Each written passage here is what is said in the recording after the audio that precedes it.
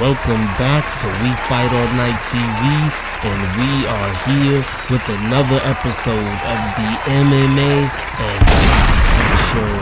And UFC OKC is officially in the books, and wow, I do not think many people expected this fight to play out the way it did. Now, I didn't pick Dricus Du Plessis or Kamaru Usman to win. Instead, I did pick this fight to go the distance, but I would have never imagined for Dricus Du Plessis to just really pick apart Kamaru Usman on the feet the way he did. Now, this wasn't just another fight. This was a clash between one of the greatest welterweights we have ever seen and a former middleweight champion looking to earn another shot at UFC gold.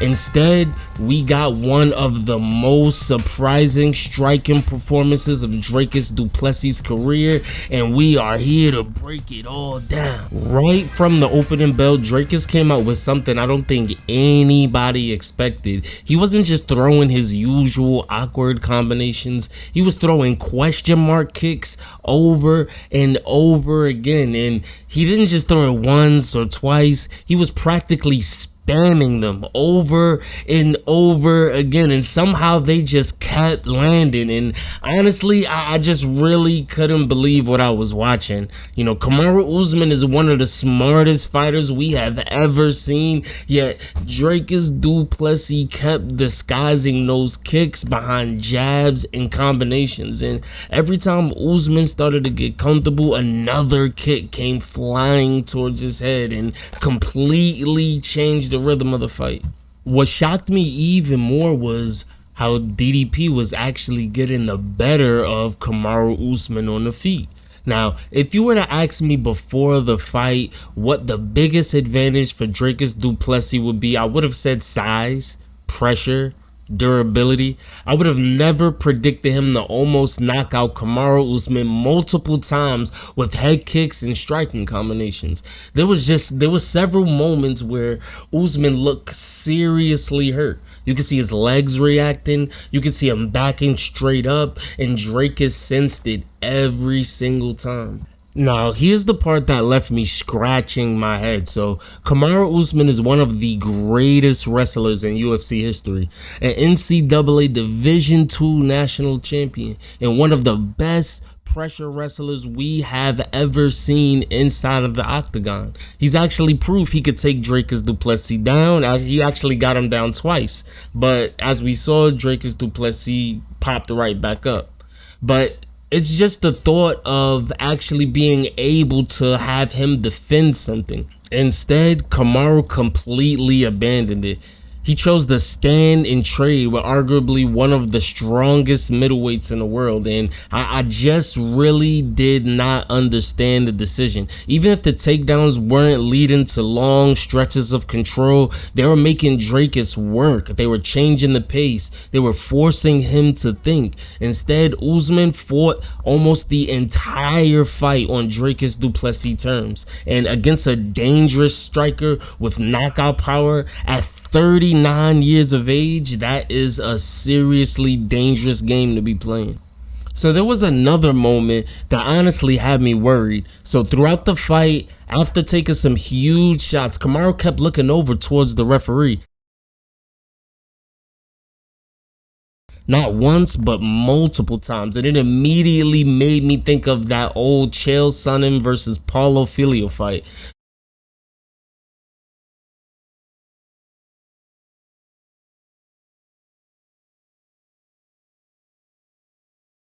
where Paulo Filho kept looking into the crowd because something was just not mentally right at the moment. Now, I'm not saying that these situations are completely identical, but watching Kamaru repeatedly turn his attention away from Dricus Du Plessis after eating big shots definitely caught my eye. You know, as a fan, it honestly made me nervous because we've seen Kamaru in wars before. We have seen him hurt. But something about tonight just felt different. Whether it was fatigue, whether it was him trying to communicate something, or whether he simply wasn't fully there after absorbing those kicks. Only Kamaru knows the answer to this, but to me, it stood out. As strange as some of Kamaru's decisions were, let's not take anything away from Dricus Du Plessis. He fought an incredible fight. His movement looked sharper, his striking looked cleaner, his kicks were perfectly timed, his pressure never stopped, his cardio looked phenomenal up until about the late third to fourth round, and maybe his biggest improvement was his patience. He did not force the finish. He waited for openings. He stayed disciplined. He trusted in his game, and because of that, he earned one of the biggest wins of his career. And with this win, I feel like Dricus Du Plessis has lined himself up with a massive trilogy fight against current middleweight champion Sean Strickland. And it's definitely a fight fans have been asking for. You know, their rivalry is already established. Du Plessis does have 2 wins over Sean Strickland, but in my opinion, I do think Sean Strickland won the first fight. Now, with both men having evolved even more, the trilogy could easily headline one of the biggest UFC cards of the year. Now, let's talk about Kamaru Usman, because honestly, I thought after a performance like that, we might even see him leave the gloves in the middle of the octagon. I thought retirement might actually happen, but it didn't. And that tells me that Kamaru still believes he has something left in the tank. The question is, who does he fight next? Because personally, I'm not sure if there's many middleweight matchups that make sense for him anymore. If he fights again, I'd rather more see him return to the welterweight division. Or honestly, how about we do a grudge match versus Belal Muhammad? There's history there. There's bad blood. There's a story fans already understand. And if Kamaru is going to have one last big fight, that feels like one that is worth making. Overall, UFC OKC delivered. Dricus Du Plessis answered every question people had about him. He didn't just beat a legend, he outstruck him. And that's something I never expected to be here saying at the end of the day.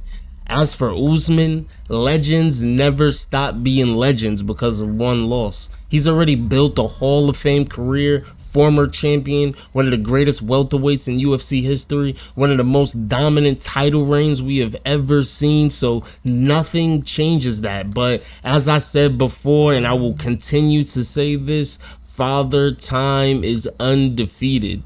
You know, but we're going to just have to wait and see if Kamaru has one final run left, or if that is the beginning of the end. So just let me know what you think down in the comment section. Does Dricus Du Plessis earn the next title shot? Should Kamaru Usman retire, or should we get that Belal Muhammad grudge match before he hangs up the gloves? If you enjoyed this recap, don't forget to smash the like button. If you're new to We Fight All Night, make sure you subscribe, and turn on those notifications, because we got a lot more UFC and boxing coverage coming all year long.